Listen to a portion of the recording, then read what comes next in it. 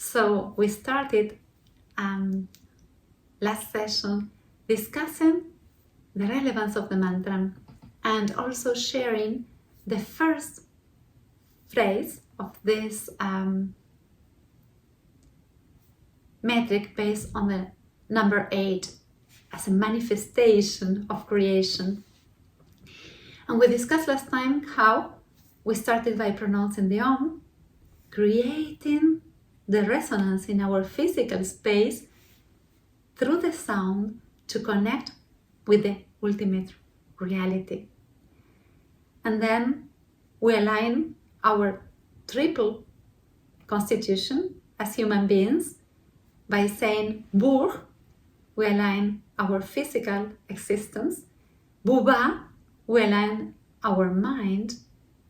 Subaha, Ombu, Buba, Subaha, we align also our higher consciousness. Ombu, Buba, Subaha, we align our own existence, which is triple, to link with Tat Savitur. This is the metric that we are going to discuss today. Tat Savitur Varenyam. Tat, as in English, that. That. This is not what is my own individuality, is that, the supreme being, the universal consciousness. So we align our small being with that, with the supreme, with Tat. Savitur, the supreme, which expresses itself by the presence of Savitur. Savitur is the divine light of the sun, Savitri, the source of all energy, wisdom, light in our universe. And then we say Varenyam, which is worthy of adoration and worship. So these two metrics put together, the first and the second, say we align our triple existence as body, as mind, as soul, with the supreme consciousness of that expresses itself through the light of the sun and is worth of adoration. And in the Vedas, when we speak of adoration, we speak of creating a link with a deity. When we adore and we worship a deity as manifestation of the one consciousness in equality, we bring to the lotus feet the result of our harvest, of our actions, of our service, of our utterance, of our words. We put together who we are and we offer this to the lotus feet of the deity. And in this offering of ourselves and of our deeds, we create a bridge that through the adoration of the deity is connecting ourselves with that quality of the source that the deity represents. So adoration is also surrendering ourselves at the feet of the deity, of the master, of the one consciousness. And we spoke of that. There's not much that we can say. It's a supreme being. Anything that we can express to explain him will limit him, or it. We limit it. So that is a supreme consciousness of which nothing can be said, because every time we try to define it, we leave some side apart. So we leave it there. That is a supreme consciousness. But we will go deeper into the principle of Savitur, okay? Savitri, the divine light of the sun. And this Savitri, which has been discussed in depth in the Vedas and also by many saints and philosophers and people of knowledge and wisdom, I think now of the book Savitri that contains the notion of this principle, you know? And by Aurobindo, just to clarify. Savitri is the radiance of the sun. If we consider the sun itself as a masculine giver principle, Savitri is the light that is projected. Even if it's not matter, it's a projection of the center, it's considered as a feminine aspect of the unity. Okay? So the unity has a pulsating principle, that is the male, and has a reflective principle that expands as light, that is Savitri. That's why when we speak of Savitri, we think of a divine female presence of reflection through the divine matter, through the matrix of the universe, before the creation of matter. And when we speak of Savitri, we have to think of the expansion of this divine light into different planes. On the one hand, the principle of the sun is the principle of the giver of life, of the divine energy which activates the vital energy in our planet. And if we think of the sun is the sustainer of life in our system, in our planet Earth. We receive the energy of the sun every day.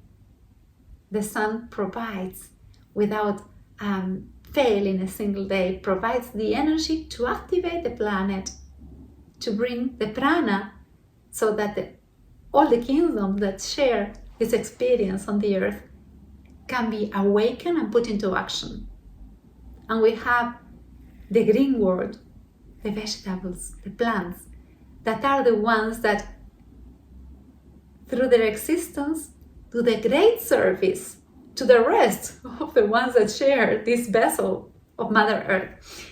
They transform this light energy into substance,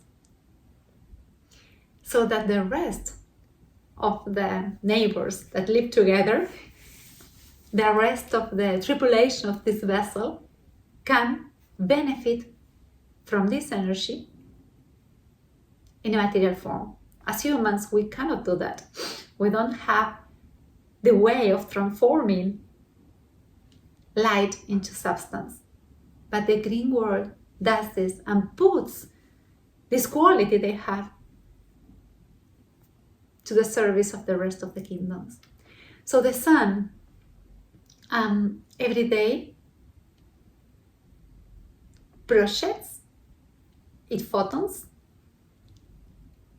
that will then activate life on the planet and provide the vital energy, the prana, to be on health, to have energy, to live our physical experience in this 3D dimension. So that is one of the levels of Savitri, okay? The physical level, the light of the sun. The next level has to do with mind. And the sun brings illumination. It removes darkness by its presence every morning. When it comes out of the horizon, by its radiating presence, the sun removes the darkness. It doesn't fight the darkness. There's no need. When he radiates, the darkness retrieves. And he does this in such a balanced way that there's a time for expression and there's a time to go inside during the night time.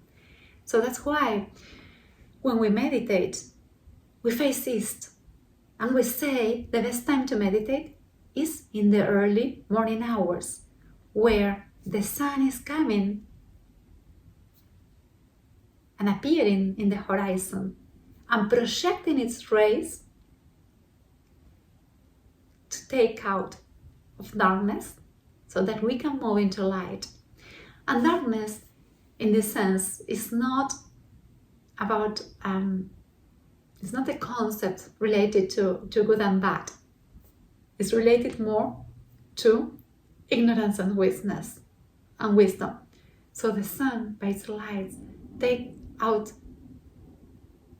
ourselves from the ignorance to wisdom. This is the illuminating aspect of the sun projecting in our mental level. And finally, at a spiritual level, the sun provides awakening and symbolizes the enlightenment or the spiritual ascension that allows ourselves to live as souls.